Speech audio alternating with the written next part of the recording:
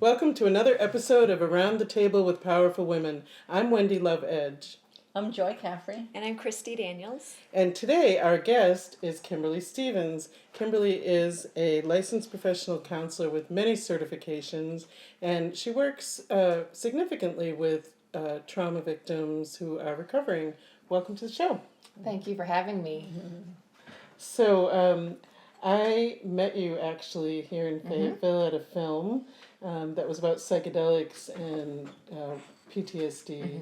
And I never forgot that meeting. Me neither. It's interesting how sometimes you meet someone and you just feel that soul connection, you know. So, and then you told me about a technique that you use called brain spotting. So maybe you can tell us a little bit about that. Sure. It is an experiential technique. A lot of techniques that therapists used to use on trauma were more cognitive, and this one goes more into the subconscious part of the brain. And it's kind of a combination of targeted meditation and mindfulness. And it helps the client to get deeper into their brain and actually process out the trauma instead of just talking about it and re-traumatizing yourself over and over and over again, but not really relieving any of that stress. Right. And it definitely worked effectively with me. I actually came to see you as part of getting ready for my other show that I do. And I just couldn't believe how much of the emotion came out of me.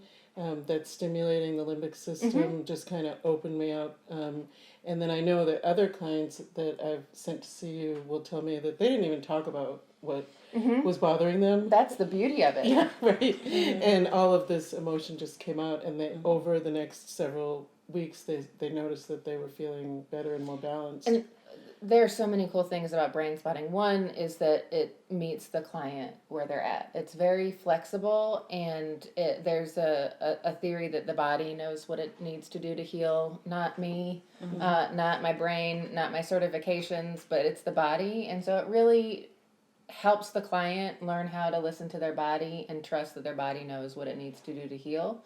And so I really like it in that respect, but also even after the client leaves my office, a lot of times the majority of the healing comes after they leave my office because their brain and their body continue to process the material that comes up while they're with me in the office. Right. So you have lots of other certifications, and I wanted to back up a little bit and have you explain how you came to this work. Sure. I actually have kind of a unique story. My undergrad was in fashion photography. I majored in fashion photography and minored in graphic design. And after I graduated, I had no money, so I moved back in with my parents and got a job at Walmart and worked on the trend communications team in product development and absolutely hated it. So on paper, it looked perfect, and I would have made a great career, but it did not feel right in my heart, and I was miserable. So I wound up going to a therapist here in Fayetteville, and in that process I had this light bulb moment of, I think I want your job. And so I went back to school here at the U of A, and I got my master's in counseling, and then started out just working with children and adolescents. I had a very unique experience in the crisis class where a doc student came in and role-played a parent who had left his child locked in a car and the child died. And that was our final exam. Yeah. And I thought to myself, I don't ever want to be in front of that situation. I'm just going to work with children and adolescents. But I feel like I was destined to come to trauma. Even though that was definitely trauma, I wound up picking my practicum and internship site at a subacute facility for children and adolescents. So suicidal and homicidal children who would stay with us for about 3 months at a time. And so that's where I got my foundation. And then I got burnt out there, and then thought I was going to go and become a teacher. And then someone asked me if I wanted to start up a private practice. And so I decided I might as well try it. I went to school for several years, give it a shot. And so I started working with adults. And that's when I discovered working with adults with trauma. And it's been, people say, how do you do it? How do you do what you do? That's got to be so hard, hearing those stories. And that part of it is hard, but actually getting to see someone heal and grow in front of your eyes. There's no other job like that. It's the coolest job. You ladies all know. Yes. And so it's just been an incredible journey and continues to be. And that journey, while it's difficult with what you described, how does it line up with your own life experiences? And we all get where we are for a reason. Right. Yeah, right. So how did you arrive there? So it's funny that you asked that. My mom said she always had this idea that I was going to be a therapist. I've always had that kind of soul. But I have had trauma from an early age. I have a lot of sexual trauma in my background. Some that I did not realize until I became a therapist that it was trauma. And some I didn't even realize until just a couple of years ago. It's kind of a work in progress. And so I think one of the reasons why I'm led to want to work with clients who are dealing with trauma is because I can hold space for them in a way that people who have not experienced the trauma, but also the healing process of trauma and having faith in the things sometimes getting much worse, much scarier before they get better. Having someone that they can trust kind of knows how to walk you through that. I don't necessarily have a formula, this is how we do it, but I kind of have a feel for, sometimes we need to go really, really deep in there and it's going to be scary for a while. And I don't think that someone who hasn't been through that can hold that type of space. Right. And we've talked about that at length. Having a peer can be much more healing than a professional who has a long list of degrees. Right. Although the degrees and certifications certainly can help, I'm not discounting that. But the stories that are inside of us that can be so hard to tell, even shameful to tell, when you're talking with someone who really understands, it makes a huge difference in their healing. I just saw a beautiful documentary on that called Healing Voices. And it's about people, and it's called Healing Voices, not Hearing Voices. Healing Voices. Healing Voices for those that hear voices. But the documentary is about them starting a peer support group with those that can understand what they're going through and be able to hold that space as someone's going through an incident or an episode. Oh, yeah. And there's actually a lot of research out there that shows there's not one trauma modality that's better than the other. It all has to do on the relationship. Yeah. That if you don't have that relationship there, I don't care how skilled you are and whatever technique you've been trained in, the client's not going to be able to go there. I actually think that's true for all of medicine. Like, if you don't trust the caregiver, you're going to reject the medicine, whether the medicine is therapy or and that can be on a conscious level or an unconscious level. Right. Yeah. Yeah, absolutely. So trauma has really reached epidemic proportions in this country, probably pandemic proportions in the world, and really they're finding is the root of a lot of illness. What are your thoughts about that? I totally agree. The more that I talk to people about trauma, I had some person come in and say, my wife sent me here because she thinks I'm traumatized. Can you tell me if I'm traumatized or not? And I say, we all are to a certain extent. I mean, even if you just think about the birth process that's pretty traumatizing. It's how it affects our nervous system, and I think the Western approach, the more medical approach, tries to pathologize it, but if you look at it more from just a survival standpoint, it's just our nervous system trying to survive really difficult things, and it gets stuck in what I call trauma time, and it thinks that it needs to continue to operate at that level to survive, and it makes sense. If it's operating at that level, you're going to have all sorts of issues that don't seem related to mental health, but really are. The majority of my clients struggling with trauma, the common symptoms that I hear of are GI issues, migraines, back pain, leg pain. I mean, a lot of it is more physical symptoms, but I could tell by a list of symptoms whether or not that person's been through a considerable amount of trauma. And they're surprised that once we start getting into this work, that they start to notice the pain lightening or even going away sometimes. It's really common first session of brain spotting for a client to say, I have been holding on to this knot for years and it just vanished. Yeah, I want to hear more about the brain spotting technique. Like, are you guiding them through something, or is there equipment that you use, or what's the Not process? necessarily. So all of us brain spot without knowing it. Have you ever found? What that term means? Yeah. So have you ever found yourself kind of lost in a thought? You've got a tight gaze on something, but you're not really focused on it, and you are deep in processing in your brain. Right. That's what we call gaze spotting. So with brain spotting, we help clients to find the way that your eye is directed that is connected to where the traumatic material is located. And so the therapist will talk you through, let's say you want to focus on a previous single event trauma. What you would do is you would talk about what happened in that event, so much so that it'll come alive in the body. And some of my clients don't even want to share that with me. So I'll ask them if it feels safe to close their eyes and just visualize it enough to get it alive in the body. Yeah. And once they can feel that, and sometimes the whole thing is that the client realizes, I'm not even in touch with my body. Like, I don't even notice anything going on in my body. And so sometimes it can take a little while to get in tune with that. But once we get the body alive, then I can talk them through how to find the strongest brain spot. And that will actually make the sensation even more intense. And sometimes there's not even... It's so easy for me to give rise to, when I having had a trauma background, it's so easy for me to give rise to those feelings. It's really fun to hear. Sure, and sometimes it will be more in somatic symptoms.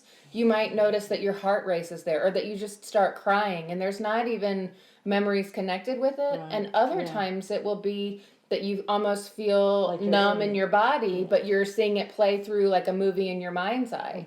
And so the body knows exactly what it needs to do to heal. If we cut our arm, we can clean it and bandage it, but we don't have to consciously think about stitching it back together.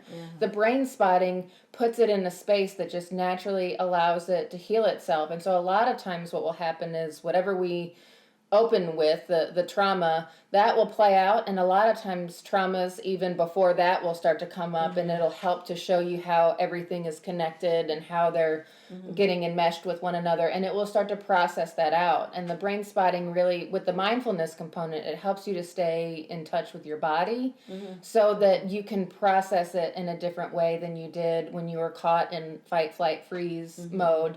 And so that energy doesn't stay trapped in your body. Yeah. It's amazing, the results. Yeah. I think it's really similar to experience people have with psychedelics. The trick is with psychedelics, I mean, you're on that bus and it's going. You can't get off of it. It takes all of your ego defenses down. With brain spotting, it's more flexible, and so if you don't feel safe, you're not going to let that guard down. You can meter it out in what's right for your body. Right. Yeah. But once you get a feel for that, I've seen clients go just as deep, sometimes even deeper than they've been able to with psychedelics. Right, because they kind of open that door. I wanted to ask you, just to shift gears a little bit, about the spiritual component, because I know that you're very spirit driven, and I know that's an area of for all of us actually. And so I wondered if you could talk about that a little bit, how that is incorporated into your treatments or your thought process when you're helping people. I don't even know how to do it without. It is so. People ask me all the time if I could do this work with them on Skype and Zoom, and the way that I work, it's so energy and spirit led. I really need to be present with a client. I'll have clients call me in crisis, and I have this disconnect on the phone because I don't have them with me. But I feel like I would not be able to do what I do without that guidance. And not everyone who does brain spotting uses it in that way. You kind of integrate your own approach in with the brain spotting, but I feel like it works perfectly. I used to think that in my healing work that I wouldn't be able to do. I do energy healing work, and that I wouldn't be able to do it without the presence of the person. Right, and then I learned tuning into their voice. The vibration of their voice helped get me there. Really? And then over time, so then I would do telephone sessions, and just in the last year... I can't even imagine. Well, I just want to offer it as a seed planting for you, because I'm sure that people all over the world could use you, and now you can connect with people all over the world. So just in the last year, I started doing virtual conferencing And it was weird at first, but luckily I had a client that really was insistent. Really? Wow. And I had a shift to be able to create that, and I just want to plant that seed for you. You have. Yeah. I'm I've intrigued. had an experience kind of like that like I let's see, this is probably maybe, I don't know, 15, 20 years ago. I was working at my corporate job, and it was virtual. So none of the people were in front of me, but I needed to kind of like sense the body language. I needed to see them. So it kind of helped me refine, trying to listen through the nuances in their voice, the spaces between. And so now I do most of my work on Zoom, and about 15 minutes before I just tune in and I start like feeling their sensations. I kind of align and attune with where they are, and it's a an energetic kind of we can process. Connect. We're all connected, and we can create that connection. Yeah. Interesting. One of my questions though that I think we wanted to bring in here was you're faced. You hear all these stories of trauma. And you see the beauty of people coming out of that and resolving and coming to peace within their nervous systems. How do you, as a therapist, do your own self-care, and how do you stay it is so centered, important, and what's that like? So I use a metaphor when I describe this. It's funny, I had a session right before I came here, and it was with a counseling student, and I was talking with her about this metaphor, that when you do this work in any helping profession, what you want to do is fill your teacup up so much that it spills out into your saucer, and that when you give to others, that you give from your saucer and not from your teacup. And everyone can fill their teacup up in different ways, and it takes different modalities at different phases of life. And I have 3 small kids, and I work a lot of hours, and so what I have found fills up my teacup is the Miracle Morning. Are you familiar with it? I heard a little bit about it, yeah. About that. You wake up an hour before you normally do, and you do 6 components, which is meditation, affirmations, visualization, exercise, reading, and journaling. And you do all of that before anyone else wakes up and with fresh eyes, and it just really helps to center, and just it changes the trajectory of my entire day. And I get up at 4:30 every morning to do it, and people say, aren't you so tired? And I've noticed that I'm actually more tired if I don't do it. And so you really fill yourself up before you even start your day, before the kids are out. Yeah, And if hopefully. I have one who tends to come out and, Mommy, what are you doing? But yes. It's challenging as a woman with juggling all these things. I'm definitely a feminist, but I always say we didn't really do ourselves any big favors. We didn't stop any of our tasks. We added a lot of tasks, working and doing lots of things that we maybe women in earlier years couldn't do, but we still are taking care of the children and the home and everything else. And I definitely lean on my husband for that. So my husband isn't working right now, and so he's kind of taken the stay-at-home dad approach, and so he definitely helps pull the weight of the laundry and cooking and cleaning and that, and I could not do what I do without that help. But, at the end of the day, I'm still mom, and sometimes kids want mom. I've got 4-year-old twins and a 6-year-old, so they, need quite a bit. And after a really long day, my average day is probably about 8 clients, and so after that, and then going straight from that mode to mom mode, sometimes it can be tricky. But that's why the Miracle Morning is so important to me. And then also doing my own healing. My clients would tell you I'm very upfront and honest that I am by no means perfect. I'm a work in progress. I'm still impacted by my traumas and continuing to try to work and develop, and I think that work also helps me. Right, definitely. I think coming to you, we met at the film, but then I came to you really as a client, and right away I felt this sense of not being judged. I felt like I could openly talk about my traumas or not, and it was just very comfortable and welcoming. And it's that being trauma informed, number that's one. crucial. I don't know that I had ever been to a trauma informed therapist, and that's a real issue in our community. and I'm so glad you brought that up. So could you speak to that a little bit about Sure. what a person who's going to someone for help could look for? It's really tricky. I think there are a lot of therapists out there who would claim to be trauma informed just by, reading The Body Keeps the Score, which I think is a really good book and a good start. But there is no governing body around the word trauma informed. And so a lot of times if I have someone who's out of state ask me for a trauma informed therapist, I will look for certain methods and modalities where you would have to understand trauma in order to use that modality, like somatic experiencing, the brain spotting, sensory motor psychotherapy.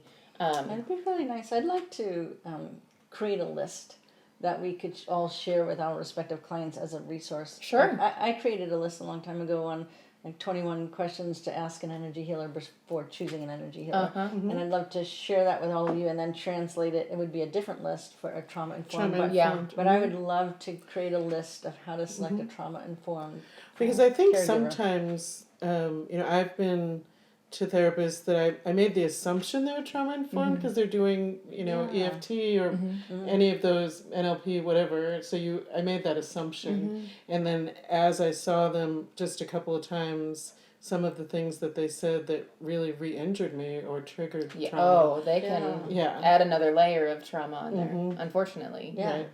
Right. So I think it is really important, and a list, for this area would be great. I'd love to. I'll commit to getting together with you and creating a springboard that so is, we could each have one. it's a good segue. That's my passion. I want to bring more trauma-informed healing to the area. I've noticed that there are not as many resources as some of the larger cities. I think you were the one who sent me the research article that says Arkansas has the highest rate of ACE scores. Is that right? I think so. Which is adverse childhood experiences. Yes. And we have the least amount of resources. And so my career goal is, I'm in the very beginning process, but I want to create a trauma clinic so that people can come to us and we can say these are the different options that we provide, and that anyone that you choose here is trauma informed, so that you don't have to. But I love that what these around the table discussions are offering is both the brainstorming and planting seeds, but also the impetus to, I want to see that happen. Now I know the resources to go to create that kind of a list. Yeah, it's really exciting what you're doing. I'd love to see a trauma clinic.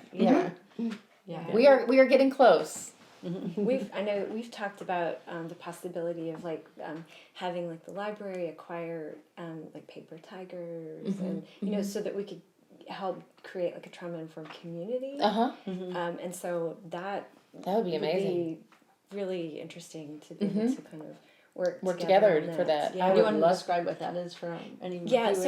So my awareness of this is Walla Walla, Washington, and so they decided to come together as a community and play with this concept of the ACEs study, and then apply it to their population of school, I think it was their high school, and so their whole community, all the parents, all of their community began educating themselves to better understand it.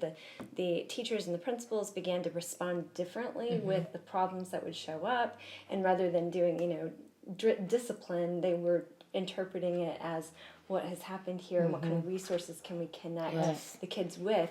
And they made a movie. The documentary Paper Tigers is just that movie that documents their process and how you might become a trauma-informed community. And they've got just all sorts of resources, like little resiliency cards, and it's a really cool thing. And in doing some of these reading and just kind of educating myself, I see so much of just everyday life. People who are traumatized, right? Or they have these events that they can't let go of, and they might not qualify for trauma, but it seems like that's what's playing out, in their lives. One of the, and I'm also a member of B School, and one of the other B Schoolers just wrote a book called Patriarchy Stress Disorder. So she's named this body of experiences, and she's completely set aside, okay, this is trauma. She's but these things that we're all experiencing. And so I just feel like it can help us as just humans let ourselves off the hook for feeling that there's something wrong with us, and just understanding, being more compassionate with ourselves and with each other in terms of like, oh, what happened, to you, and what are the resources that we can use to kind of like get more in touch with that aliveness in ourselves. More life force flow through. I can't tell you how many times, generally how after the intake, my first session with a client, I will go through the neuroscience of trauma. And I can't tell you how many light bulbs I've seen go off in my office before I even use any of the trauma techniques, just giving them the information and helping them to see your body's responding exactly the way it should, given everything that you've been through. Yeah, and I want to back us up just a little bit more once again, because I want to be having a broad audience listening, and you mentioned that Arkansas has one of the higher ACEs scores. So I want to just even tell people what the ACEs score is. So either one of you go through that acronym and it's adverse childhood experiences, and you're right. Kaiser Permanente and the CDC went together and did a study of these adults they all had insurance, so they were a certain, I think there was 17,000 I just want to say people, so again, it's a adverse large childhood experience, just so Yeah. that people can hear what we're saying. And so through that study, they found that it's a predictor, the number of adverse childhood experiences you have, and there's a survey, we probably could link that up in the that show would be a notes. good idea. I know That you can, like a self-survey you can take, and it exponentially can predict physiological challenges, heart disease, smoking, cancer, things like addiction. that. And Addictions. I want to point out too, Dr. Karras, who's here, Karras Healthcare, is aware of this and is actually has that in mind when he's seeing patients here. And he's the first physician I've run across that even knew what that was or understood it, and I'm sure wherever people are listening from, you can find a physician who will understand that it's okay to ask those questions. Are you a trauma-informed physician? Do you know what this is? And if they're not, how helpful it would be to bring some awareness to the community that this is something that we really need to work on. The woman who really brought fame to this, her name is Nadine Burke Harris, and she did a TED Talk, and she is now, what's her title in California? Attorney General, and it has become a requirement that all doctors in California actually use this to screen their patients. How great is that? So let's put that TED Talk in our episode notes as well. Yeah, absolutely. But we are at the end of the half hour. Oh my goodness. Go by So fast. Thank you so much for being here. Thank you for having me. Is there any last thoughts you want to leave people watching with?